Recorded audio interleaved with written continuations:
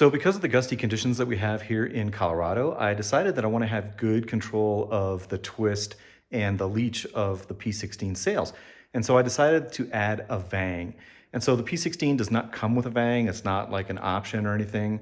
So I had to install it myself. I ordered the boom bales from Dwyer and then basically called Bill Porter at Precision and ordered a P18 Vang for the P16. And so the mast and boom are the exact same size on the P16 as the P18. So I just mimicked the angles from the P18 and did the exact same mounting and installation on the P16 as what the P18 has. And so what Bill sent me was this really nice Vang with Harken Carbo blocks. And so that's going to work really well. Okay, so it does take quite a bit of bending to get this to seat just right on the mast because it has to be angled, and so each fork has to be angled a little bit. And so what I use is I use a small crescent wrench, a pair of pliers, and then a cotton rag.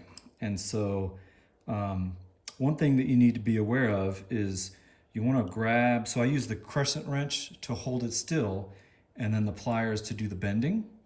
And if you don't grab it above where these holes are, then all the bending will happen where the holes are, because that's the weakest point. So as an example, if I wanted to bend this piece a little more inward, which I do, I'm going to grab it right above where the hole is, tighten that down, and then put the rag over it, and then bend it with the pliers a little bit at a time. And that'll keep that hole straight, keep that from bending. Otherwise, that'll become your bend points.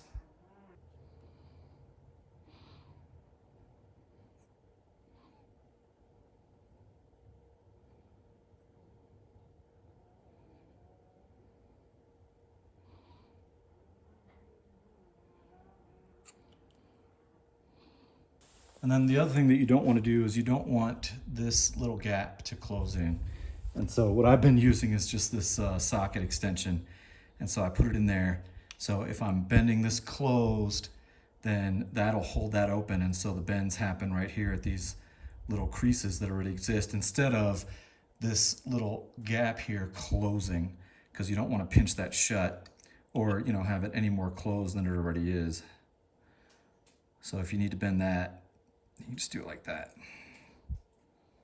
So with a little bit of bending, this is what it ended up looking like, and it fits on there perfectly.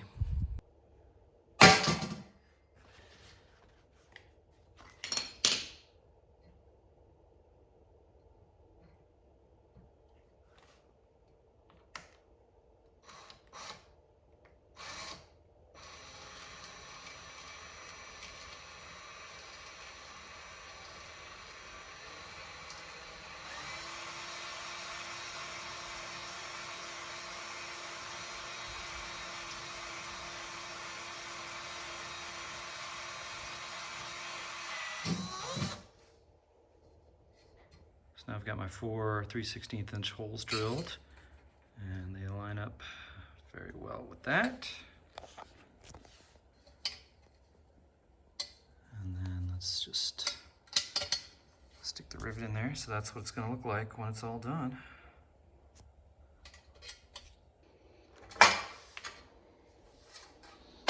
Okay, so you can see I've got all 4 rivets in there, just making sure that everything lines up, and it looks really good.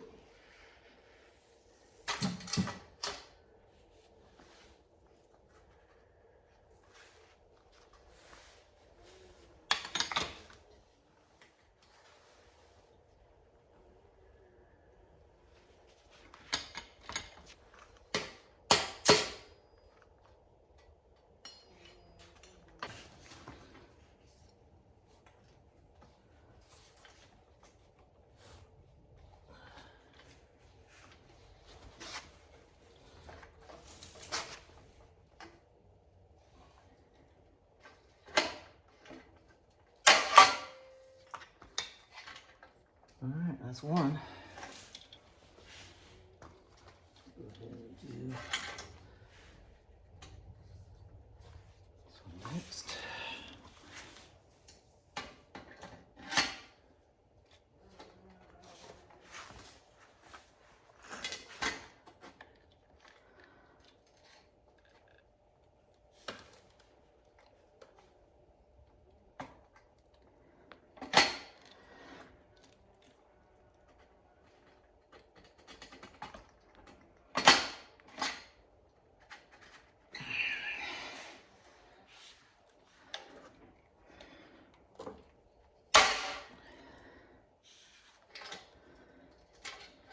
Very nice.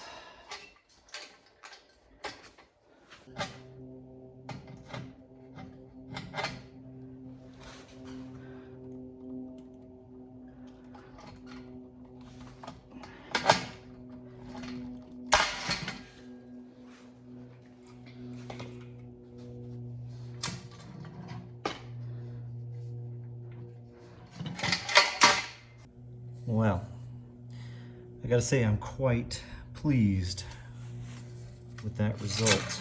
I mean, that looks like it's right out of the factory. I love it. And that is on there good. That thing is not gonna move. Wow. That, I am very pleased with that. So, yeah, you know, for a guy who's not super handy, and this isn't really my jam, this is only the second time I've ever put in a rivet. In fact, this is rivet number 2, 3, 4, and 5 that I've ever done in my life. So I am ecstatic about that result. Like, that is so nice. Love it. Okay, so I've drilled all the holes. Let's see. I'm gonna check for fit. There we go. All right. That looks pretty amazing. Very heavy.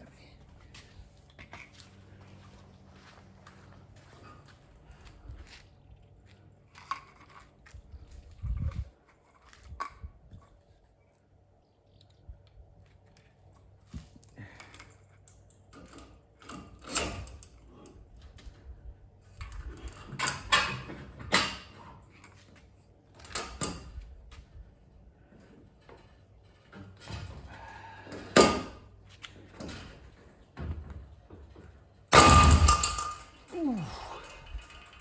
Wow, it's very satisfying. Okay.